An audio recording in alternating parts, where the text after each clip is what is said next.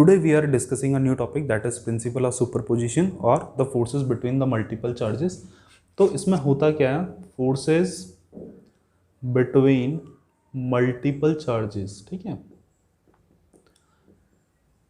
और ये किसके अंडर कवर होता है, प्रिंसिपल ऑफ सुपरपोजिशन. तो ये प्रिंसिपल कहता क्या है, देखते हैं.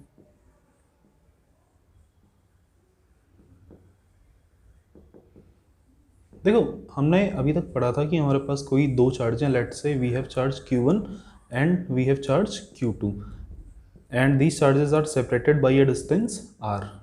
तो हमने पढ़ा था force is equal to K Q1 Q2 upon r square. ठीक है, अब क्या है, लेट्स से मैंने क्या किया, कोई तीसरा चार्ज Q3 इसके बीच में इंसर्ट कर लिया. Means we have inserted a charge Q3 between the charges Q1 and Q2. तो अब क्या इन दोनों चार्जेस के बीच में जो फोर्स था इसमें कोई फ़र्क पड़ेगा? ऐसा कुछ है कि भाई ये जो पहले फोर्स लगा रहे थे अब ये फोर्स कुछ चेंज होगा?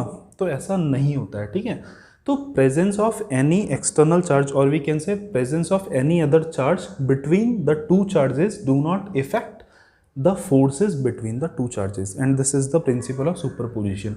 2 point charges 4 microcoulomb and 1 microcoulomb are separated by a distance 2 meter in air. Okay, find the line joining the charges at which net force is equal to 0. ठीक है, तो हमें क्या दे रखा है क्वेश्चन में कि हमारे पास दो चार्जेस है, Q1 that is equal to 4 microcoulomb and Q2 that is equal to 1 microcoulomb, and they both are separated by some distance and the distance given is 4 meter, sorry 2 meter in air. Okay, अब हमें क्या find करना है, इसमें क्या बोल रहा है, find the line joining the charges at which net force is equal to 0. तो हमें क्या फाइंड करना है कि इन दोनों चार्ज के बीच में, ठीक है, line joining the two charges, इसके बीच में हमें एक ऐसा पॉइंट फाइंड करना है जहाँ पे नेट फोर्स 0 होगा या नेट इलेक्ट्रोस्टैटिक्स फोर्स 0 होगा.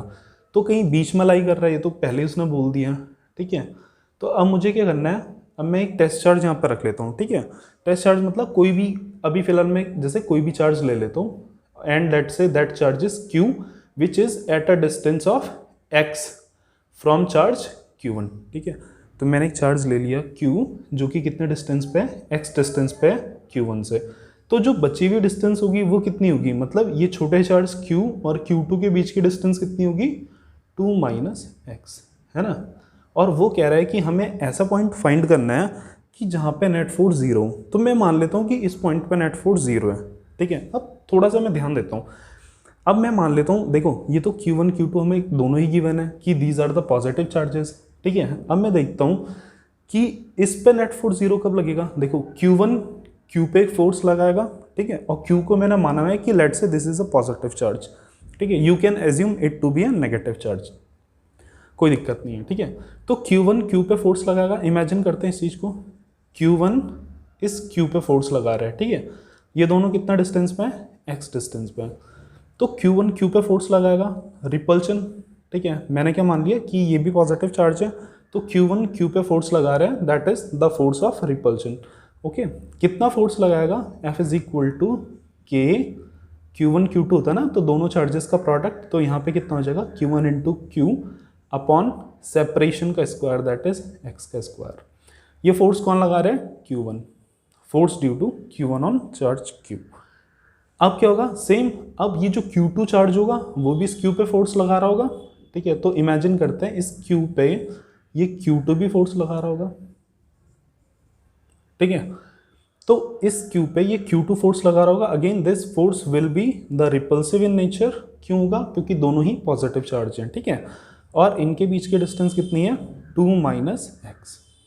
ओके, तो फोर्स कितना लग रहा होगा, फोर्स बाई चार्ज Q2 कितना लग रहा होगा, K Q2 Q upon distance का square and distance is 2 minus x का होल स्क्वायर.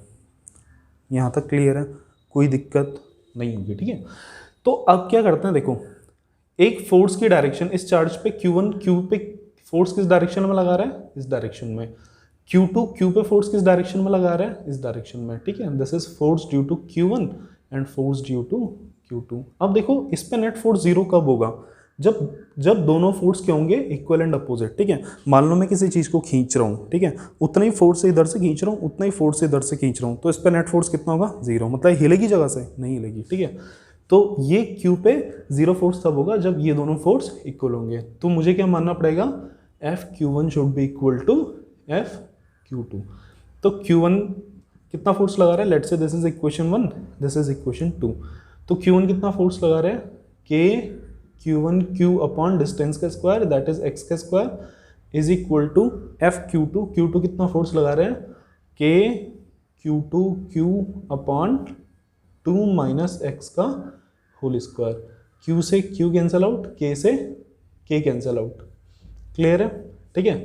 तो Q1 अपॉन एक्स का square is equal to Q2 upon 2 minus x का होल स्क्वायर। तो हमें Q1 और Q2 की वैल्यू गिवन है। Q1 की वैल्यू कितनी है, 4 माइक्रोकूलम। देखो माइक्रोकूलम को कूलम में चेंज करेंगे तो इंटू 10 की पावर -6, ठीक है, अपॉन एक्स का square is equal to Q2 की वैल्यू हमारे पास 1 इंटू 10 टू द पावर -6, ठीक है। माइक्रोकूलम को कूलम में चेंज कर रहा हूँ, 1 इंटू 10 की पावर -6 कूलम, ये होगा 4 इंटू 10 की पावर -6 कूलम, ठीक है।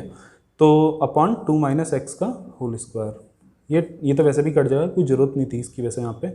तो ये जाएगा 4 upon x square is equal to 1 upon 2 minus x का होल स्क्वायर। अच्छा, दोनों तरफ अगर मैं रूट लूँ तो ये कितना हो जाएगा, 2 upon x is equal to 1 upon 2 minus x.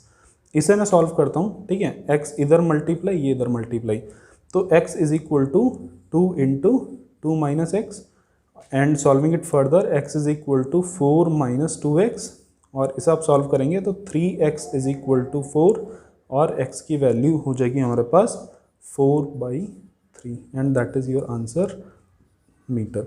तो मैं कहूँगा ये जो पॉइंट होगा वो कहाँ पे होगा, Q1 से कितने डिस्टेंस पे होगा, 4/3, ठीक है। तो बचा कितना, 2 माइनस एक्स, ये डिस्टेंस कितना है 2 माइनस एक्स, तो 2 minus 4/3 it will come out to be 2/3, okay.